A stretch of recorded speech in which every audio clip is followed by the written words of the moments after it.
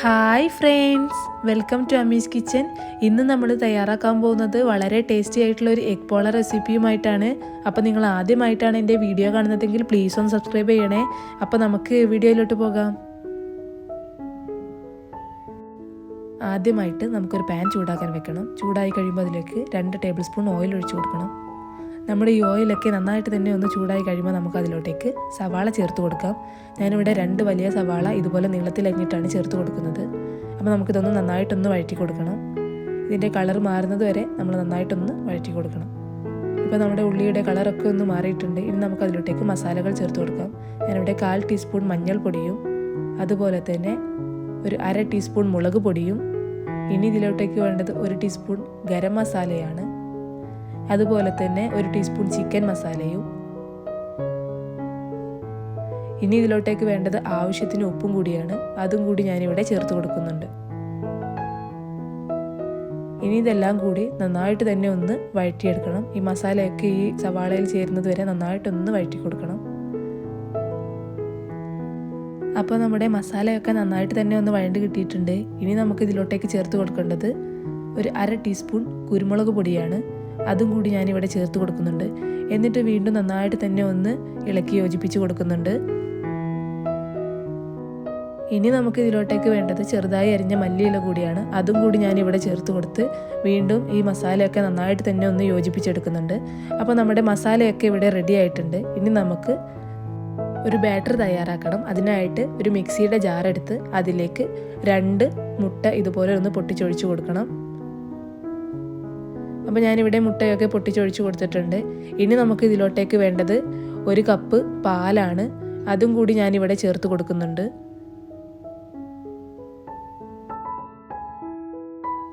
ഇനി ഇതിലോട്ടേക്ക് വേണ്ടത് ഒരു 1/2 കപ്പ് മൈദയും കൂടിയാണ്. അതും കൂടി ഞാനിവിടെ ചേർത്ത് കൊടുക്കുന്നുണ്ട്.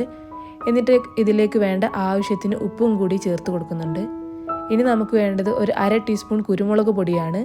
അതും കൂടി ഞാനിവിടെ ചേർത്ത് കൊടുക്കുന്നുണ്ട്. ഇനി ഇതിലോട്ടേക്ക് ഒരു 1/2 കപ്പ് വെള്ളം കൂടി ഒഴിച്ചു കൊടുക്കണം. വെള്ളം കൂടി ഒഴിച്ചു കൊടുത്ത് നമുക്കിതൊന്ന് അടച്ചു വെച്ച് നന്നായിട്ട് തന്നെ ഒന്ന് ബീറ്റ് ചെയ്തെടുക്കണം.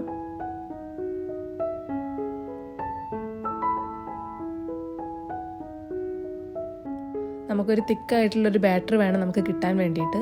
അപ്പോൾ നമ്മുടെ ബാറ്റർ ഒരു ബൗളിലേക്ക് ഞാനിവിടെ ഒഴിച്ചു കൊടുക്കുന്നുണ്ട്.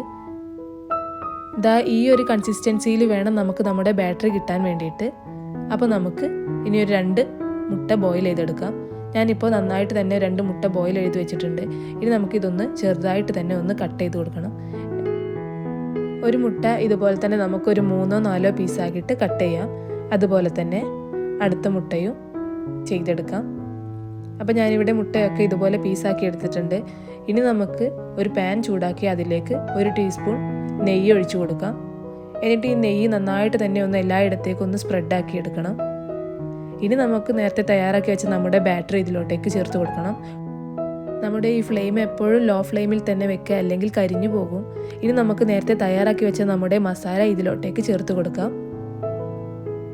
ഇതുപോലെ എല്ലായിടത്തേക്കും സ്പ്രെഡാക്കുന്ന രീതിയിൽ വേണം നമ്മൾ നമ്മുടെ മസാല ഇതിലോട്ടേക്ക് ചേർത്ത് കൊടുക്കാൻ വേണ്ടിയിട്ട്.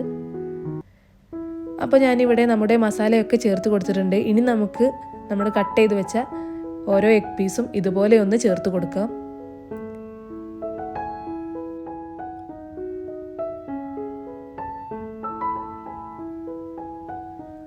ഇപ്പോൾ ഞാൻ എല്ലാ പീസും ഇതുപോലെ എല്ലായിടത്തേക്കും എത്തുന്ന രീതിയിൽ തന്നെ വെച്ച് കൊടുത്തിട്ടുണ്ട്.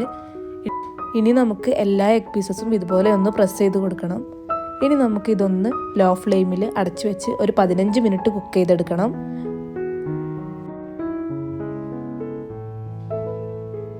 അപ്പോൾ ഏകദേശം ഒരു 15 മിനിറ്റ് ആയിട്ടുണ്ട്. ഇനി നമുക്കിതൊന്ന് തുറന്നു കൊടുക്കാം. അപ്പോൾ നമ്മുടെ എഗ് പോളയൊക്കെ നന്നായിട്ട് തന്നെ കുക്കായി വന്നിട്ടുണ്ട്. അപ്പോൾ നമുക്ക് ഇനി ഇതിൻ്റെ മേലോട്ട് ഇതുപോലെ കുരുമുളക് പൊടി എല്ലാ പീസസിൻ്റെ മേലെ സ്പ്രെഡ് ചെയ്ത് കൊടുക്കാം. അപ്പോൾ നമ്മുടെ സൂപ്പർ ടേസ്റ്റി ആയിട്ടുള്ള എഗ് പോള ഇവിടെ റെഡി ആയിട്ടുണ്ട്. ഇത് നിങ്ങളെല്ലാവരും വീട്ടിൽ ട്രൈ ചെയ്ത് നിങ്ങളുടെ കമൻറ്റും ഫീഡ്ബാക്കൊക്കെ മറക്കാതെ തന്നെ അറിയിക്കണം. നിങ്ങൾക്ക് ഈ വീഡിയോ ഇഷ്ടമായാൽ ലൈക്കും ഷെയറും സബ്സ്ക്രൈബും ചെയ്യണേ. Thanks for watching.